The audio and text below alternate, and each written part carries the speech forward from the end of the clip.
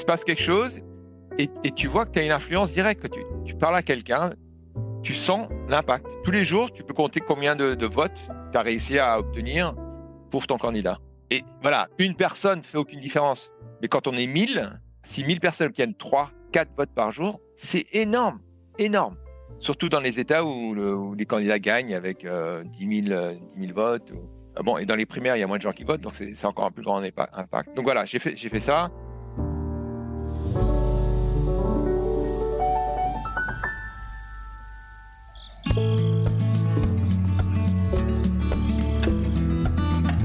En ces temps d'élections incertains, d'un côté comme de l'autre de l'océan Atlantique, et alors que chaque camp martèle à longueur de journée que chaque vote compte, j'ai eu envie de vous proposer de partir à la rencontre d'un de ceux qui s'engagent politiquement pour le bien de la cité. Cette semaine, je vous présente Bruno Gransart, un Français établi à Brooklyn, à New York, qui se présente aux élections pour le 10e district parlementaire de New York, un district qui inclut le sud de Manhattan et l'ouest de Brooklyn. Bruno a grandi dans un tout petit village en banlieue parisienne, dans une famille multiculturelle puisque sa maman est américaine et son papa belge. Et à la fin de son lycée, il s'envole pour les États-Unis puis pour le Japon où il perfectionnera son japonais et rencontrera sa future épouse, elle-même espagnole. Si Bruno a toujours voulu travailler au bien commun, en étudiant la diplomatie à Boston ou encore de par son engagement pour le climat, c'est en 2020 que Bruno s'engage pour la campagne de Joe Biden en faisant du porte-à-porte dans les États charnières, les fameux swing states, afin de faire barrage à un second mandat du candidat républicain Donald Trump. Cette expérience a solidifié son engagement politique et l'a conduit à se lancer dans la course pour le Congrès. Aujourd'hui, Bruno se bat pour intégrer les questions climatiques dans le dialogue politique, pour résoudre la crise du logement à New York et surtout pour faire entendre chaque voix. Vous allez l'entendre, Bruno mène une campagne pour le moins atypique, une campagne qu'il mène en famille et entre amis. Et cet ancien marathonien est plutôt bluffant.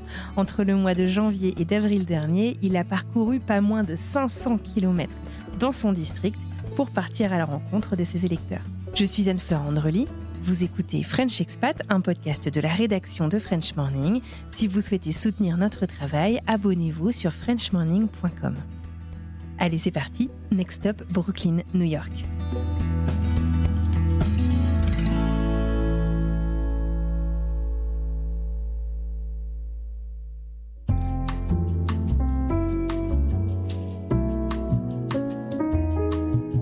Bonjour, je m'appelle Bruno, je suis né en France, j'ai été élevé dans les Yvelines, dans un petit village donc en banlieue parisienne, à peu près 30-40 km de Paris. Et j'ai passé toute mon enfance jusqu'au bac que j'ai passé en France. Et comme ma mère est américaine, mon père français, je suis venu aux US pour faire mes études universitaires. J'ai passé 4 ans à faire mes études ici avant d'aller au Japon. Continue mes études universitaires là-bas grâce à une bourse. Et depuis cette date, depuis une trentaine d'années, donc je travaille en business international partout. J'aide les entreprises à résoudre des problèmes, difficultés, avec une spécialisation vraiment sur tout ce qui a à voir avec le climat. Voilà, je suis basé à New York, à Brooklyn, et je suis candidat pour le congrès ici. Eh bien, génial. Bienvenue Bruno. Merci beaucoup pour cette introduction. Je suis ravie de te recevoir aujourd'hui. On a beaucoup de sujets à aborder. Tu le disais, du coup, tu as grandi au sein d'une famille multiculturelle ? Exactement. Ma mère avait fait ses études, elle avait fait ce que beaucoup d'étudiants américains font. Elle était venue en France pour 1 an. Elle n'est jamais repartie. Elle n'est jamais repartie. Son père lui avait donné comme condition explicite qu'elle ne marie pas un Français. C'est vrai. C'était raté. Il y avait une règle, Une règle, et bien sûr, elle n'a pas suivi. Et donc, voilà, donc j'ai été élevé bilingue dans un petit village très franco-français. Nous, on était les étrangers. Et voilà, je parlais français avec mon père et mes frères et sœurs, et anglais avec ma mère. Et tu te sentais justement différent en grandissant ? Tu dis on était les étrangers du village. Tu te sentais différent finalement des copains à l'école parce que vous parliez, je sais pas, 2 langues à l'école, à la maison, pardon, ou parce que je sais pas, parce qu'une partie de ta famille habite pas sur le même continent ? Très clairement, très clairement. Bon, les enfants s'intègrent très facilement. On était différents, il y a aucun doute. Puis mes parents étaient un petit peu dans un monde un petit peu alternatif. Un petit peu, disons, monde gauchiste. Et donc, c'était pas exactement le parcours typique de villageois. Donc, on était assez différents, effectivement. D'accord.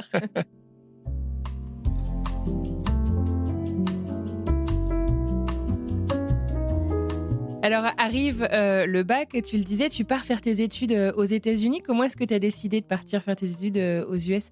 Généralement, les parents français qui vivent aux États-Unis, ils espèrent que leurs enfants vont faire leurs études en France parce que c'est vachement moins cher. C'est sûr, c'est sûr.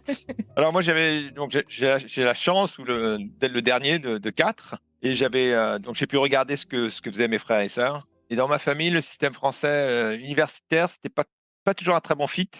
Je sais pas pourquoi, on a des personnalités un petit peu différentes. Et donc, j'avais vu les deux frères, mon frère aîné tous avaient commencé par une année en France, et moi aussi d'ailleurs. Et deux des trois étaient partis aux États-Unis, et ça s'était très très bien passé. Bon, on avait de la chance, hein, mon grand-père habitait là-bas et il nous a aidés à faire nos études là-bas et les financer. Et donc, j'ai essayé, je me suis inscrit dans deux facs, et puis j'ai très rapidement réalisé que c'était pas pour moi. Et comme j'avais la chance, étant de double nationalité, j'ai toujours voulu redécouvrir ce côté américain, ou le vivre vraiment, en allant faire mes études universitaires là-bas. Et ça s'est très très bien passé. Et donc, tu es parti à Tufts à Boston? Exactement. J'étais à Tufts parce que c'était une université qui offrait un cursus en relations internationales, et j'avais comme ambition de devenir diplomate à l'époque. Et Tufts a une école de diplomatie qui s'appelle the Fletcher School. Ouais, qui est une école super réputée d'ailleurs. Exactement. Et donc, je sais d'ailleurs, quand on a 18 ans, on disait avant, souvent, on fait pas bien ses devoirs. Donc, moi, je pensais que je pouvais m'y inscrire directement. J'ai réalisé que c'était une graduate school. Donc, je suis Ah ouais, arrivé, donc graduate school, c'est après, je veux dire l'équivalent licence bachelor en fait, en France quoi, au bout de 4 ans. exactement. Donc, je suis arrivé, j'ai réalisé, bah, faut que je fasse tout ce que je peux pour l'intégrer. Et donc, j'ai eu de la chance, il y avait un programme accéléré pour les étudiants qui avaient des bonnes notes. Et donc, je suis rentré en troisième année, j'ai pu commencer à prendre des cours là-bas. Ah oui, donc tu as carburé quand même. Mais entre-temps, tu es parti au Japon, aussi? Bah, c'est quand j'ai terminé Fletcher. Fletcher avait un programme d'échange, et ils envoyaient un étudiant tous les ans avec une bourse complète, faire des études là-bas, étudier le japonais, faire de la recherche. C'était une opportunité extraordinaire qui m'a changé ma vie. J'ai rencontré mon épouse, qui est pas japonaise, mais c'est là-bas qu'on s'est rencontrés. Tu es parti combien de temps alors au Japon? Bah, j'étais pour les études 1 an et demi, puis je suis resté là-bas encore un an et demi de plus pour travailler. Et alors tu parles couramment japonais aujourd'hui? Couramment, c'est un terme qui devrait pas être utilisé trop facilement parce que c'est quand même une langue assez difficile, mais je le parle, et je travaille en japonais sans. J'ai su à une époque le lire et l'écrire plus ou moins, mais bon, ça a été perdu. D'accord, OK. Ouais, c'est quand même une sacrée performance. Moi, j'ai essayé d'apprendre le japonais pendant, justement l'université et c'est pas évident. Il faut surtout se mettre dans le contexte, et j'avais de la chance, donc j'ai vécu dans une famille japonaise pendant 2 ans. Ah, c'est chouette ça pour découvrir la culture, pour comprendre finalement l'environnement dans lequel tu vis. Exactement, une famille merveilleuse, et puis j'ai intégré un club d'arts martiaux, je me suis fait plein de copains. Voilà, je savais qu'il fallait que je sois aussi japonais que je pouvais l'être pendant cette période. J'en ai gardé des amitiés très profondes, que chaque fois que je vais au Japon, on se retrouve dans le club des anciens. Du coup, ça fait en fait, 3 cultures dans lesquelles tu as vécu, la France, et même un peu la Belgique, non? Ton papa est belge, c'est ça? Mon père est wallon de naissance, Ouais, mais il a toujours d'accord, milité pour la Wallonie française, donc d'accord. c'est un autre sujet assez complexe. D'accord, donc assez francophone quand même. Oui, très, très. Hem, les États-Unis et puis, le Japon, c'est quand même des cultures qui sont très différentes. Est-ce que tu avais ressenti, toi, un choc culturel finalement quand tu es venu, vivre aux États-Unis? Même si tu avais grandi, plus ou moins dans cette culture ou, j'imagine en allant vers le Japon qui est aussi un pays à la fois très moderne mais aussi très traditionnel? Bah, quand je suis arrivé aux US, non, j'ai pas vraiment eu de choc culturel parce que j'y allais tous les 2 ans. On passait les étés, donc. Et puis j'ai rapidement appris que fallait pas comparer. Fallait arrêter de dire, en France c'est comme ça, en Amérique c'est comme ça, parce on se rend fou.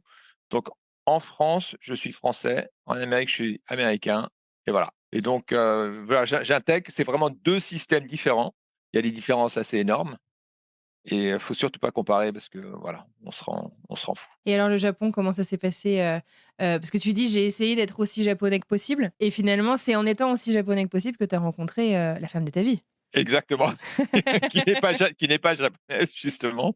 Mais voilà ce que j'ai fait au Japon, c'est surtout j'ai pris ça comme un rôle de théâtre, du kabuki. Faut jouer au japonais, juste pour intégrer les règles, pour bien les comprendre. Et une fois qu'on les comprend, on peut décider, celle-là, je vais pas la suivre, je l'aime pas. Mais vraiment, faut tout comprendre. Et bon, c'est un pays merveilleux, c'est un peuple merveilleux.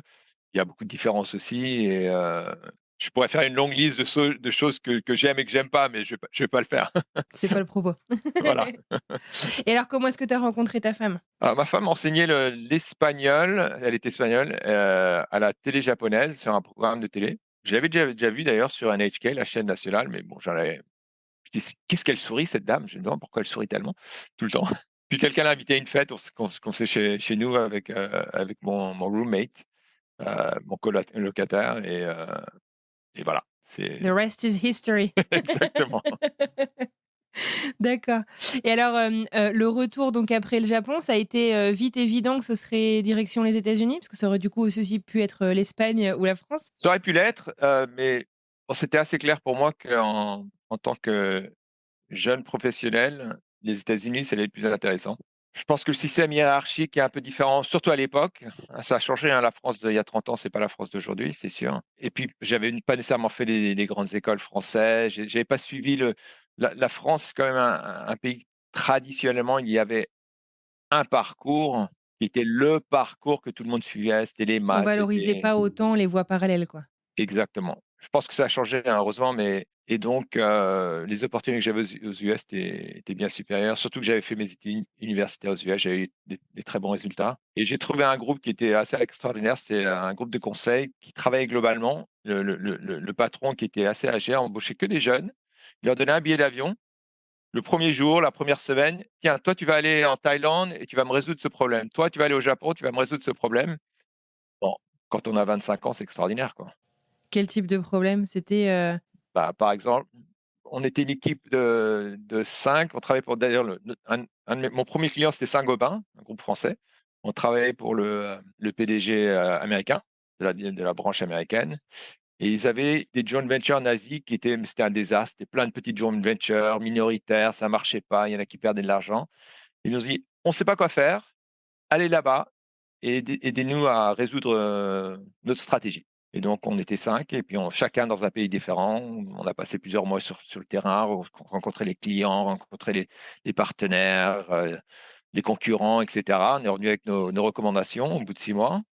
Et ensuite, on les a aidés à les mettre en place pendant encore 1 an et demi. Donc, moi, j'étais responsable du Japon, entre autres. Et donc, la division là-bas perdait de l'argent. Je pense perdait presque $1 million tous les mois. C'était une petite division et ils ne savaient pas pourquoi. Et donc, je me souviens, j'étais avec un petit jeune qui avait 22 ans, qui venait de terminer Stanford. On a été dans une usine dans le sud du Japon et on lui dit: «Bah là, quels sont vos coûts? Où est-ce que vous perdez de l'argent?» «On ne sait pas. Donc on va vous aider à le faire». Et voilà, on a réussi. On a super, compris. donc du terrain, du conseil, l'aventure en même temps un peu, hein, on est dans la vingtaine, c'est trop bien. C'était super. Enfin, on bossait, j'ai eu des semaines de 90 heures, hein. C'était pas tranquille, mais bon, comme apprentissage, c'était extraordinaire.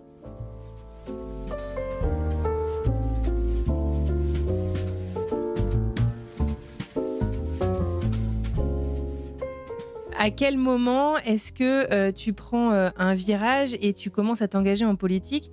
Je crois qu'il s'est passé pas mal d'années entre, cette première expérience, et ça. Et ce que j'ai cru comprendre, en fait, c'est la campagne de 2016 qui a réveillé en toi un peu, un engouement encore plus fort, en fait, politique, citoyen? Ah, c'est sûr, parce que bon, j'avais été passer un été au département d'État, hein. Je pensais devenir diplomate. State Department qui est les affaires étrangères, quoi, aux Exactement, à États-Unis. Washington, exactement. Et j'ai compris que c'était pas vraiment pour moi. Donc, c'est pour ça que Pourquoi? c'était trop bureaucratique pour moi. C'était Tu cherchais quoi? Plus de terrain ou? plus de terrain et plus de pouvoir prendre l'initiative. Et c'est surtout quand on est jeune dans le département d'État, la plupart des postes sont pas très intéressants. Ça commence à devenir très intéressant un peu plus tard. Et je voulais pas, comme on dit en anglais, pay my dues. Je voulais pas Faire tes devoir preuves, quoi. faire mes preuves pendant 5 ans, 6, 7, 8 ans de choses pas très intéressantes.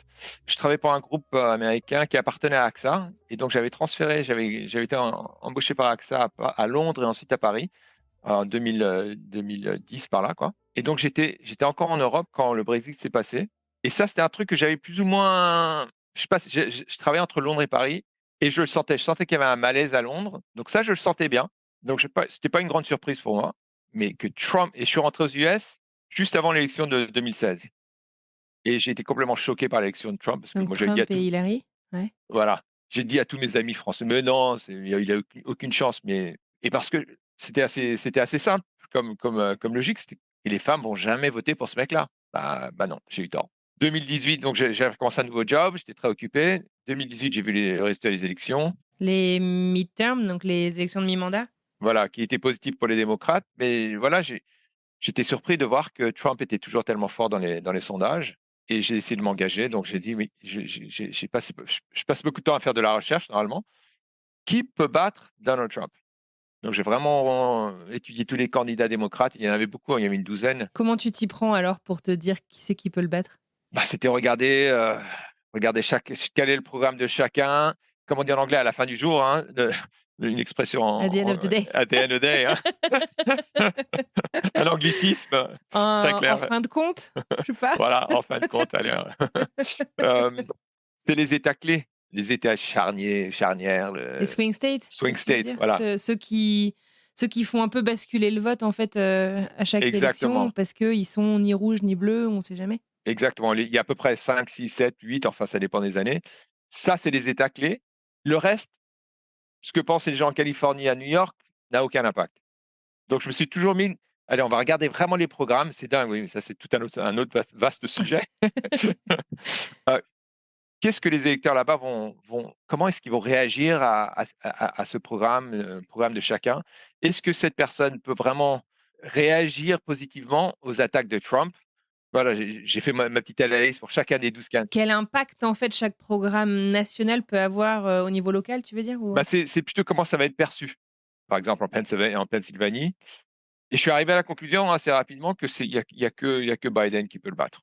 C'était ma conclusion. Voilà, en 2020. Et donc, je me suis engagé très tôt dans les primaires pour l'aider. Ça avait pas l'air, c'était plutôt un loser, hein, à l'époque, au départ. Donc, j'ai passé du temps en New Hampshire, Iowa, Nevada, South Carolina. Et tu faisais quoi? On allait, ça s'appelle le GOTV, Get Out the Vote. Et on va frapper aux portes et dire Ah, votez tu pour fais du notre. porte-à-porte et c'est est-ce que vous êtes enregistrés pour voter? Il faut aller voter, Voilà, et tu présentes les programmes ou? Ça marche vraiment ces choses-là? Parce que je me dis avec la méfiance, les gens ils ouvrent leurs portes, alors qu'ils connaissent pas, bon moi je suis peut-être un peu méfiante. J'ai du mal à ouvrir ma porte aux inconnus. dans les villes, c'est un peu plus délicat. Mais d'ailleurs, là maintenant, je suis candidat au Congrès, je fais du porte-à-porte, hein. Et là, j'ai 38% des gens qui ouvrent les portes. Et avant, tu avais beaucoup plus? Non, 38%, c'est pas mal. D'accord. Surtout en ville, ouais, parce qu'avec les immeubles et toutes ces choses-là, c'est pas. Il faut pouvoir rentrer dans les immeubles, hein. Ça, c'est quand on est dans l'immeuble, ça, c'est un autre sujet. Mais donc, j'ai fait du porte-à-porte. New Hampshire, et les gens de New Hampshire, le taux de participation aux primaires, c'est 50% là-bas. À New York, c'est 20%. Donc, ils aiment être les premiers. Ils ne le sont plus cette année, mais ils aiment être les premiers. Ils sont ils vont voir tous les candidats. C'est super comme ambiance. Il se passe quelque chose et tu vois que tu as une influence directe. Que tu parles à quelqu'un, tu sens l'impact. Tous les jours, tu peux compter combien de votes tu as réussi à obtenir pour ton candidat. Et voilà, une personne ne fait aucune différence. Mais quand on est 1000, si 1000 personnes obtiennent 3, 4 votes par jour, c'est énorme, énorme. Surtout dans les États où les candidats gagnent avec 10 000 votes. Bon, et dans les primaires, il y a moins de gens qui votent, donc c'est encore un plus grand impact. Donc voilà, j'ai fait ça. On a gagné, super. Et je me suis dit, c'est bon, allez, je retourne au travail. Ah oui, Fini, fini. fini, ça Mais suffit. question juste avant que tu nous expliques la suite. Quand tu fais ça, du coup, tu arrêtes de bosser parce que, enfin, c'est des journées, entières. Enfin, comment est-ce que tu fais? Alors, la première phase, c'était les longs week-ends de 4 jours. Donc, j'ai pas arrêté de bosser du tout. Hein, la première phase pour les primaires, Tous tes congés, en gros, y passaient, quoi? voilà. Ouais, Un ouais, peu? un petit peu. Puis ensuite, j'ai aidé à lever de l'argent et j'étais sur des comités pour créer des politiques environnementales. Puis ensuite, on a eu le Covid. Donc, c'était plus possible de faire quoi que ce soit en personne. Et j'étais parmi avec ma fille, on s'est installé en Pennsylvanie en octobre. Non, pardon, en septembre. Et pour faire 1 mois et demi non-stop de porte à porte. Ah, vous avez fait ça en famille? Ouais, ouais. Mon fils aussi a participé, ma femme aussi. On s'amusait bien. On est devenus bons, hein. Donc, du porte à porte, on connaît. C'est quoi alors les super tips pour je vais frapper à la porte pour qu'on te referme pas la porte au nez, pour qu'on t'écoute? J'imagine que le temps d'attention est aussi limité, il faut aller directement à l'essentiel. C'est quoi tes grands apprentissages là-dessus? Alors d'abord, faut savoir que c'est de la vente, hein. On est en train de vendre des encyclopédies en porte-à-porte, hein. Il y a très peu de discussions profondes, il y en a 1 ou 2 par jour, hein, mais c'est des discussions de 3 minutes maximum. 2, 3 minutes et c'est juste, essentiellement, c'est de l'information. On est en train de faire prendre des gens qui sont des démocrates, que ça dépend, hein, si c'est les primaires ou les élections générales. Pour l'élection générale, c'est rappeler aux gens qu'il y a des élections, s'assurer qu'ils sont inscrits, leur donner un bulletin ou une feuille pour s'inscrire s'ils ne sont pas inscrits, s'assurer qu'ils s'inscrivent et continuer à rester en contact avec eux jusqu'à ce qu'ils votent. Tu as voté, hey, tu peux m'envoyer une photo avec le badge, I have voted. Et c'est pas automatisé ça, c'est vraiment, vous qui suivez les gens? C'est personnel, Ah la exactement. vache! Waouh! C'est OK. très personnel. On a 2-3 minutes, on dit: «Bonjour, voilà, je suis volontaire pour Biden, voilà pourquoi, ta ta ta. Est-ce que vous comptez voter? Quel est votre plan de vote?» La majorité du temps est passée à convaincre les électeurs démocrates à aller voter. Ensuite, il y a peut-être une discussion sur 10 sur 20 plutôt, c'est quelqu'un qui est un indécis. Voilà, par exemple, je me souviens un gars qui travaillait dans le pétrole, en Pennsylvanie, il dit: «Moi, je suis démocrate, mais j'ai peur pour mon job.» Voilà, on lui explique, le fracking, du gaz naturel en Pennsylvanie, il va pas s'arrêter, c'est pas possible parce qu'on en est trop dépendant. Donc t'inquiète, ton job, il sera toujours là dans 10 ans. Il dit: «Bon, c'est bon, je prends ma retraite dans 10 ans. OK, c'est bon.» Voilà, voilà, c'est le genre de discussion, qu'on a. Quelqu'un qui voudrait savoir quelle est la politique par rapport, je sais pas, au port d'armes ou. Donc ça nécessite que toi tu connaisses le programme par cœur quand même, sur le bout des doigts pour pouvoir répondre à toutes les questions? Par exemple, avec ma fille, on y allait et dès qu'il y avait une question un peu plus difficile, elle disait: «Bah, mon père est là-bas et je l'envoie, il vient vous parler.» Dans une équipe et normalement, on fait ça en équipe de 2, 3, 4. Il faut qu'il y ait une personne qui connaisse quand même bien le programme ou bien qui puisse appeler quelqu'un pour poser la question et répondre, mais c'est vraiment une minorité du temps. La majorité du temps est passée à convaincre, les gens ou rappeler aux D'aller voter gens. tout simplement, Voilà. quoi. Il y a des gens qui se disent: «Ouais, je suis pas motivé, j'aime ni l'un ni l'autre.» Puis il faut expliquer: «Ouais, mais il y a une différence quand même.» Et les gens, ils claquent jamais la porte, au nez? Si, ah si, si, surtout quand on a les listes électorales, parce qu'on va sûrement normalement, on va seulement voir les démocrates, mais souvent, il y a un démocrate dans la maison, le jeuneau ou la jeune femme Ah! et les parents ne le sont pas. Ça, c'est D'accord. le pire quand on voit dans un quartier avec des grandes maisons, on dit: «Oh là là, il y a une seule personne. Oh, elle a 22 ans. Ah, ça va pas être drôle ça.» Et on se fait claquer Les la porte parents au nez. t'accueillent, quoi. D'accord. Voilà. Bon, sur 1 mois et demi, on a appelé la police, je crois deux fois, je crois, 2 ou 3 fois. Qu'est-ce qui s'est passé? Bah, rien, ils disent: «Ah, vous avez pas le droit d'être là!» Si, on a le droit, Ah, c'est ma propriété, bah, on rentre jamais on a le droit d'aller sur la propriété, frapper à la porte. On n'a pas le droit de rester s'ils veulent pas, c'est évident.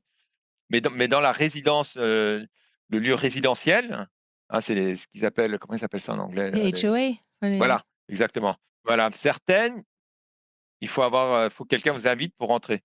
faut avoir un permis ou un truc, Ou pas un permis, non, il faut juste qu'un des habitants vous dise, un des résidents vous dise: «Vous pouvez rentrer.» Donc, on s'est assuré que c'était le cas, on attend devant: «Est-ce que je peux rentrer avec vous?» «Oui, allez-y.» Et c'est bon. Mais bon, il faut avoir un budget de 2 ou 3 mauvaises discussions dans la journée. Et voilà.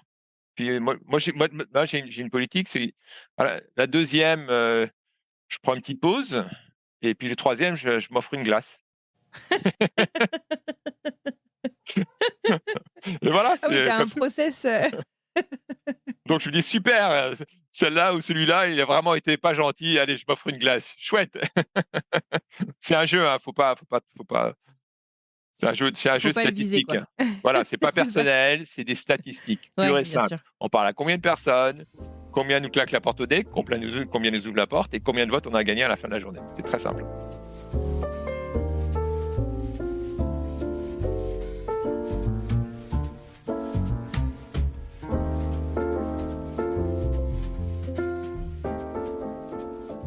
Alors du coup, donc il y a l'élection de 2020 qui se passe, tu le disais.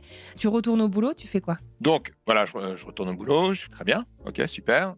Là, j'ai un boulot de conseil, donc j'ai des startups dans toutes les startups qui ont des produits ou des solutions qui sont utiles pour le climat.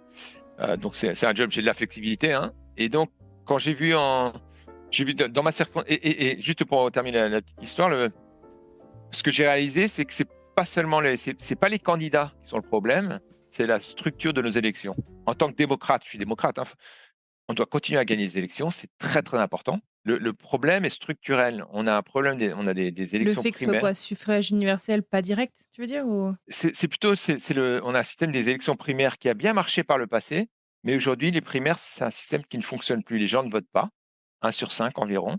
Il n'y a plus de limite sur l'argent qu'on peut utiliser, hein. C'est illimité à cause de la décision de la Cour suprême CDC United, qui permet aux entreprises de dépenser ce qu'elles veulent.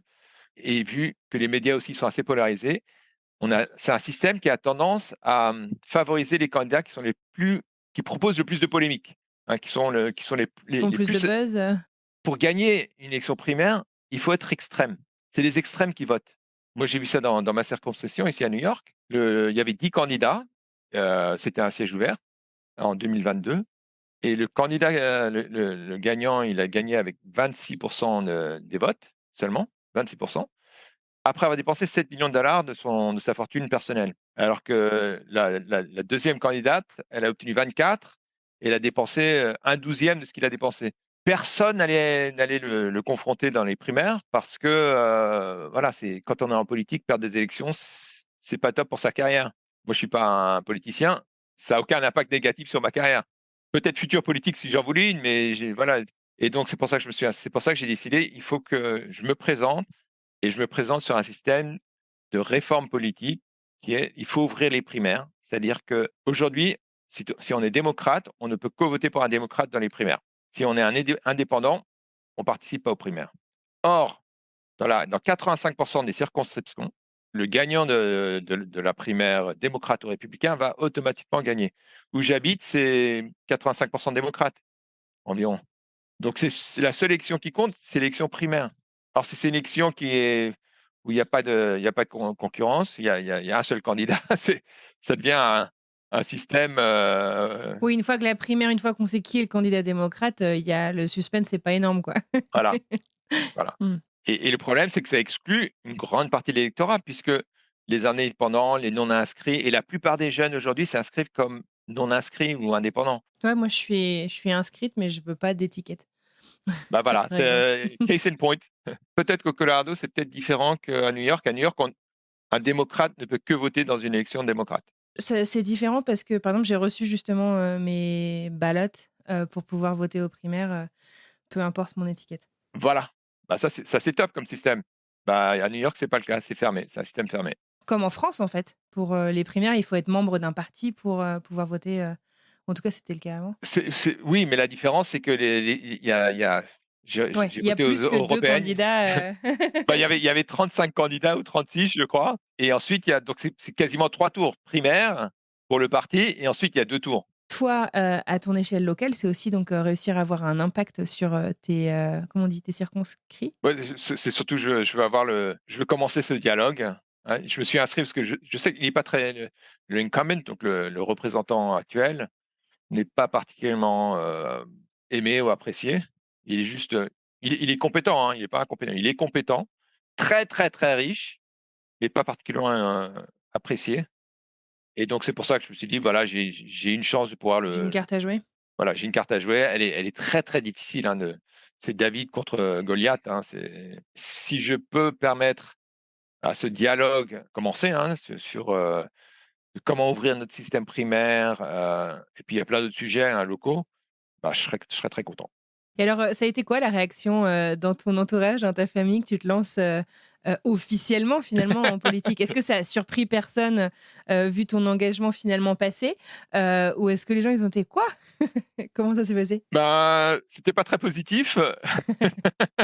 J'ai demandé l'autorisation à ma femme et mes enfants, hein, d'abord, parce qu'un candidat n'est jamais seul. Mmh. Ça a un impact Surtout aux sur la famille. États-Unis? Ouais, c'est sûr. Il y a un impact sur la famille, hein, c'est très clair. Et ils m'ont donné leur bénédiction, mais du bout des doigts, Ah, du bout des lèvres, ouais, j'étais du pas bout des trop lèvres, sûre. pardon. Ouais.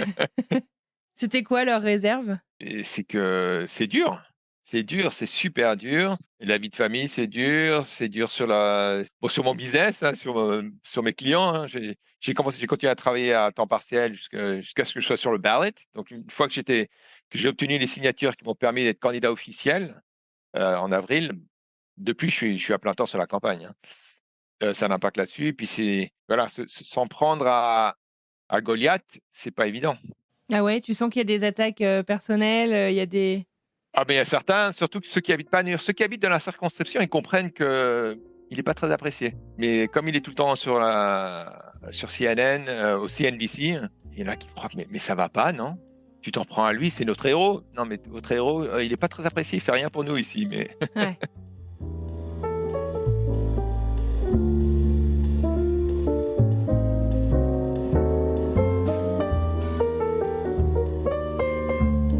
Comment est-ce que tu fais campagne? Donc tu nous disais que tu fais du porte-à-porte, beaucoup.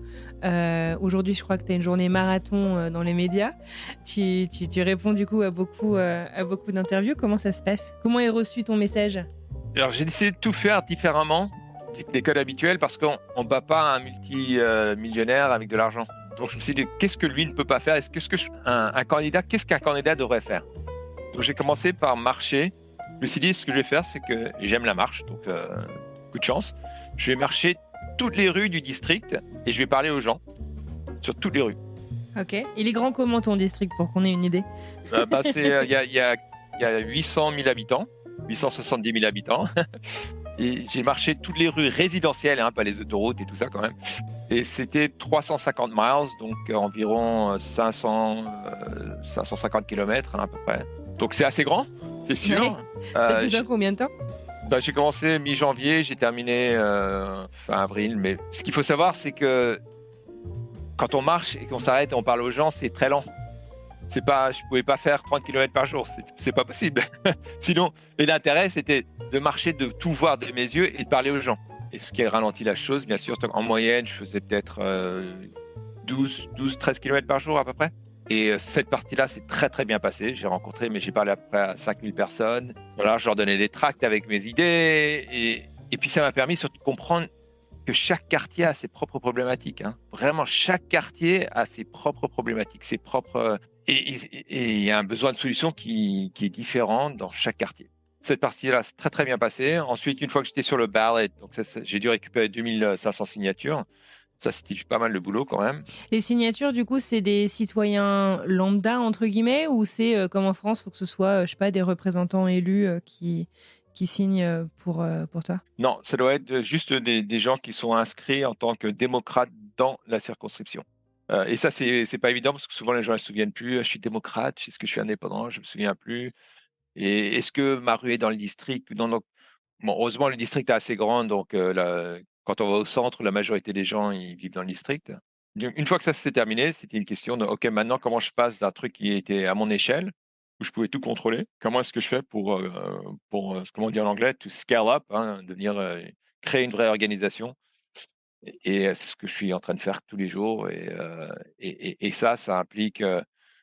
Bon, maintenant, on est une petite équipe, hein, on est 7. Et ce qu'on fait, c'est qu'on est des équipes différentes pour distribuer les tracts dans les endroits qui attirent des locaux. Hein. Par exemple, il y Mmh. a certains Ouais, c'est endroits, ça, parce que c'est touristique aussi comme coin là où tu es. voilà, ça c'est un vrai problème, surtout à Manhattan et certains coins de Brooklyn. Là où il y a des touristes, où il y a des gens qui viennent travailler, ça n'a aucun intérêt. Parce que si c'est une personne sur 10 qui peut voter, c'est pas très efficace. Donc on fait ça, on fait du porte-à-porte, on prépare une stratégie pour avoir des gens dans tous les centres de vote, pas dedans, mais à côté, hein, parce que il y a plein de gens qui sont pas complètement décidés. Et recevoir un tract à 100 pieds de l'entrée du site de vote qui est permis, hein, c'est à la distance, bah, ça a un impact. Donc, Et est-ce qu'il y a un blackout tu sais, de campagne comme on a en France, généralement à partir du vendredi soir, pour le dimanche, on peut plus parler des élections, enfin on peut plus donner la parole aux candidats, jusqu'au résultat des élections. Là, tu peux faire autant de bruit, j'ai envie de dire, que tu veux? autant de bruit que je veux. exactement. Qu'on te laissera faire, en tout cas. Exactement. Il faut juste avoir un petit disclosure qui dise que tous les messages viennent de ma campagne. Ah, le fameux, I am Bruno Gransart and I approve this message. C'est ça? Voilà, voilà. Bon, moi, je fais pas de pub à la télé, hein. On a un D'accord. petit budget, hein.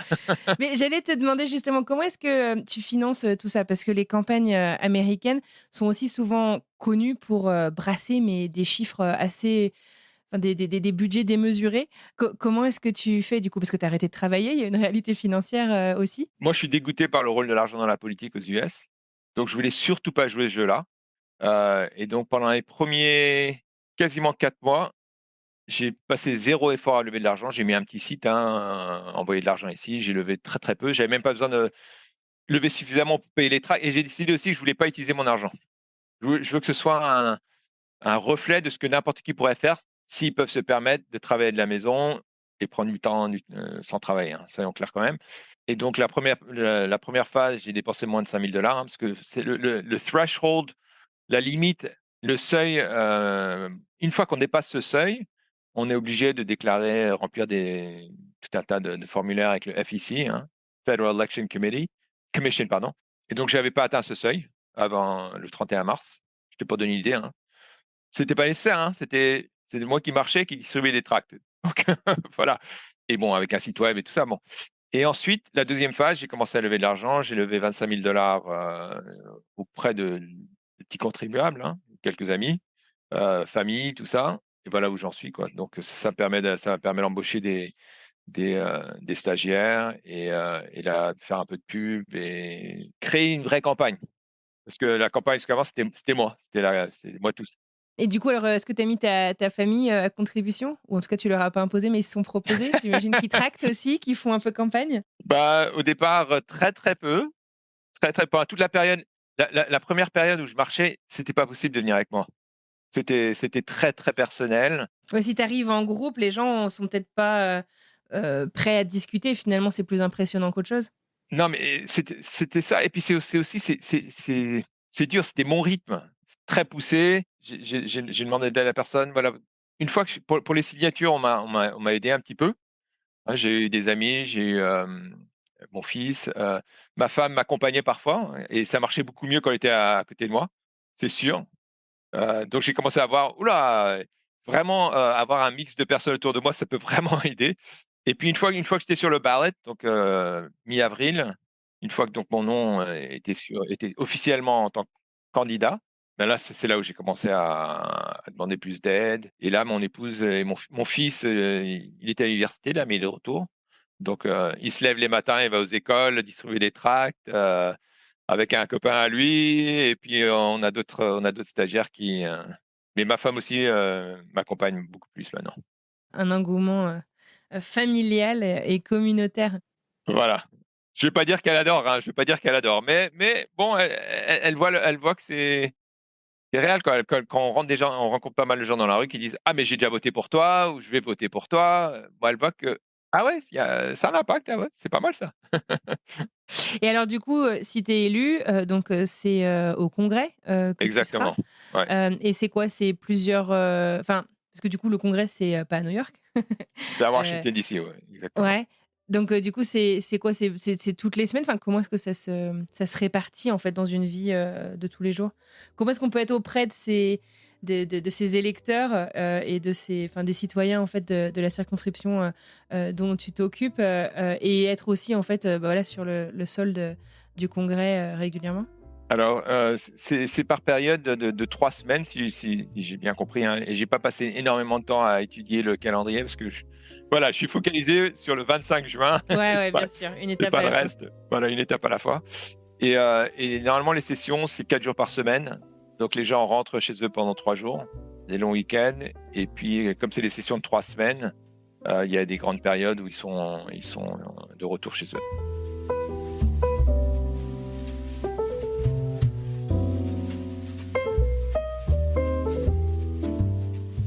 Du coup, si on veut plus d'informations sur toi, sur ta campagne, tu as un site internet, c'est Bruno Faure, le numéro 4, congress.com. Est-ce qu'il y a d'autres choses que tu voudrais que nos auditeurs sachent par rapport, je sais pas, à ta campagne, à ton engagement politique, s'il y a des gens justement qui souhaitent avoir un impact à l'échelle de leur communauté, l'échelle locale, ce serait quoi tes conseils?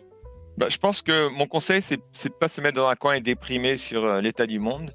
C'est que, comme je travaille dans le climat, je dis toujours, vous savez, si le réchauffement climatique, si c'est 2 degrés, si on n'arrive que à limiter l'augmentation des températures à 2,5 plutôt que 2 ou 1,5, c'est mieux que 3,5. Donc, tous les efforts comptent. Et c'est pareil pour sa communauté. Rien que sortir, être souriant, dire bonjour aux gens, ça, c'est une bonne action.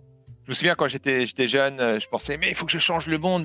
Mais non, c'est le changement du monde, c'est plein de petites actions qui contribuent à des choses plus grandes. Par exemple, comme quand j'étais en Pennsylvanie, chaque jour 2, 3, 4 votes, mais à une grande échelle avec beaucoup d'autres gens, c'est énorme. Donc c'est ce que j'encourage tout le monde, c'est vraiment penser à ce que vous pouvez faire à votre échelle, à votre niveau. Et tout le monde ne peut pas changer le monde à grande échelle. C'est très, très rare d'ailleurs. Donc voilà, c'est ça. Et puis, voilà, juste en 3 mots, je fais campagne parce que je pense que le système politique américain... Bon, les États-Unis, c'est un pays, on a tout pour réussir. C'est un pays incroyable, mais on a un système politique qui est complètement paralysé et on doit essayer de changer petit à petit, des petites actions.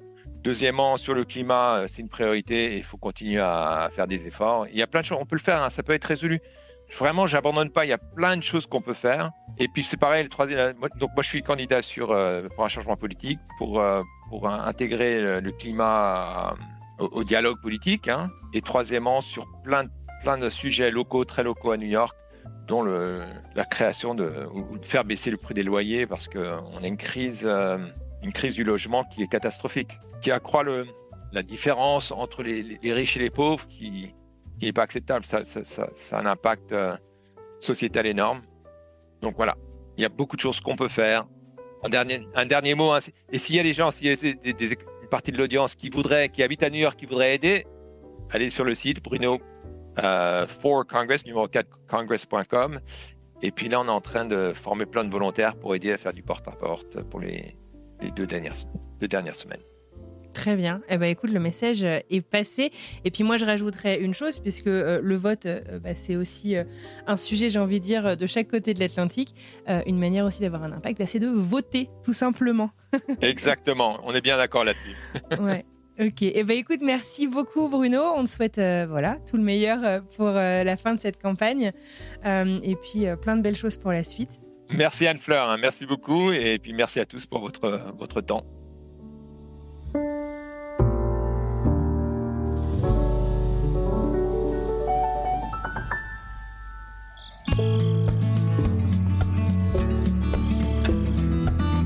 Et voilà, c'est terminé pour aujourd'hui. J'adresse un immense merci à Bruno Gransart pour sa disponibilité et ce chouette échange. J'espère qu'il vous aura plu autant qu'à moi. En tout cas, merci à vous de nous avoir écoutés jusqu'au bout.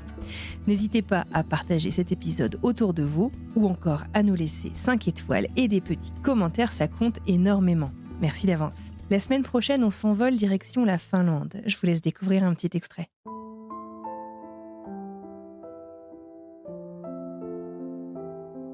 Comme j'avais pas de travail, en tout cas, ce qui s'est rapidement dessiné, c'est que on allait partir quand lui aurait un contrat et que moi j'allais laisser mon travail freelance et j'avais aussi un travail à temps partiel, donc j'ai tout laissé et que j'allais chercher du boulot en Finlande.